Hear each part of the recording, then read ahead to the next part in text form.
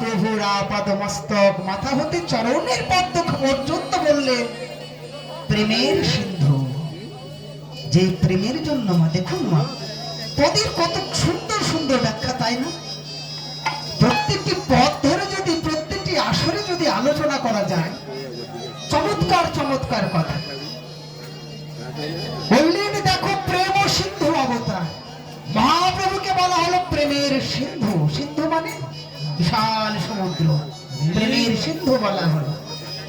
বললেন দেখো প্রেম ও সিন্ধুই অবতার, তিনি অবতীর্ণ হলেন পূর্ণ প্রেম রূপে। এই যে প্রেমের সিন্ধু বলা হলো জগতে, অথচ জগতে তত্ত্বজ্ঞ তত্ত্বে লিপিবদ্ধ করলেন যে জগতে প্রেম বলে কিচ্ছু নেই। কি বলছেন মা? প্রেম বলে জগতে কিচ্ছু নেই। তো যদি প্রেম বলে কিছু না থাকে মা, একজন মা এত দিন রাত পরিশ্রম করে সংসারকে আগলে রাখছে কেন? একজন মা কোলের ছোট্ট শিশুটিকে সারা রাত্রি বিছানায় রেখে একটু পর পর প্রস্রাব করছে, সন্তান কাপড় চোপড় পাল্টাতে পাল্টাতে যখন সব কাপড় শেষ, মা তখন তার নিজের আঁচলখানা পেতে দিচ্ছে যেন তার হৃদয়ের মানিক, হৃদয়ের ধন যেন প্রস্রাবের বা ভিজা জায়গায় যেন শুতে না থাকে।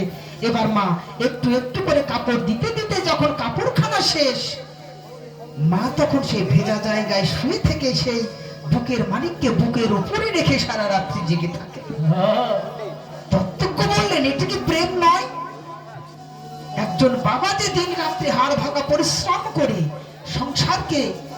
সংসারের সবার মুখে খাবার জোটায়, পোশাক আশাক জোটায়, ওষুধপত্র জোগায়, এত হাড় ভাঙা পরিশ্রম করে, তাহলে কি এখানে প্রেম নেই? একজন মেয়ে একটি ছেলের জন্য যে বিষ খেয়ে বা ফাঁসিতে ঝুলে আত্মহত্যা করছে প্রেমের কথা বলে, এটা কি প্রেম নয়? বলছে না, এটি প্রেম নয়। যদি প্রেম থাকতো তাহলে কিঞ্চিত পরিমাণ আমার আমিত্ব বা কামনা বাসনা থাকতো না। যেখানে প্রেম থাকে সেখানে কিঞ্চিত পরিমাণ কামের কোনো আশ্রয় হতে পারে না। তাই তত্ত্বে বলা হলো আমার রাধার মধ্যে নাহি কোনো কামগন্ধ, কৃষ্ণ প্রীতি লাগে কেবল কৃষ্ণের সঙ্গে সম্বন্ধ। আমি দুপুরে বলেছিলাম ভগবান শ্রীকৃষ্ণ মধুময় শ্রীধাম বৃন্দাবনে লীলা করেছিলেন, সমস্ত লীলা করেছিলেন মাত্র 11.5 বছর বয়সে। শ্রীমদ ভাগবত খুলে দেখবেন, 11.5 বছর বয়সে তিনি দাদা বলরামকে নিয়ে কংসকে বধ করবার জন্য সেই যে মথুরা গেলেন, তিনি আর ফিরে এলেন না 100 বর্ষ। এই 100 বছর ধরে রাধারানী হা কৃষ্ণ প্রাণ কৃষ্ণ বলে কাঁদল। তো রাধারানী গোবিন্দের জন্য কেন কাঁদল?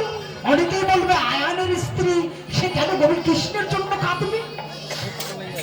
বলছে রাধা কৃষ্ণ এক